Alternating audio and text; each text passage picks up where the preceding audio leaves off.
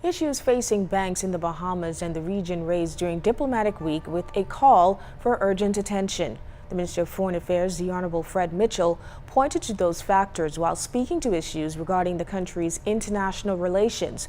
According to Minister Mitchell, the de-risking issue and its impact were presented to the United Nations. He explained that the over-regulations imposed on countries by the OECD have led to the negative unintended consequences for many financial institutions in the region. Banks in the developed world, principally in the United States, are refusing to cash the checks of some Caribbean banks because they say the risk of policing the CARICOM banks on the issue of compliance to the new rules is too high and the business which they get is too low.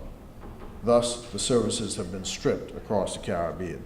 These Caribbean territories, described in their tourist brochures as paradises, are being treated as if they are hell on earth by dint of these new financial rules, using pejorative expressions like tax havens and imposing unfair rules and sanctions on those societies which may prevent valuable remittances to folks back home or prevent paying the school fees of Bahamian students abroad.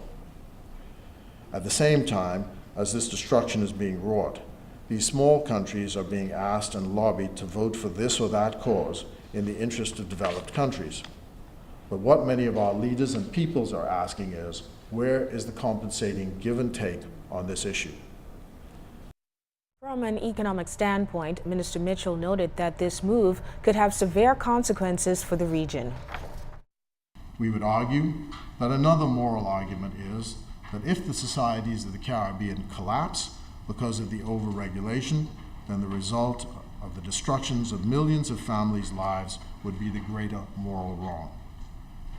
If then, that you argue that it is immoral to evade your responsibility to pay taxes at home, and we agree, then we also argue that you have a moral responsibility to understand that over-regulation and changing the goalposts and not creating a level playing field in the financial services sector and de-risking being part of that whole cloth can bring about in their effects an immoral result.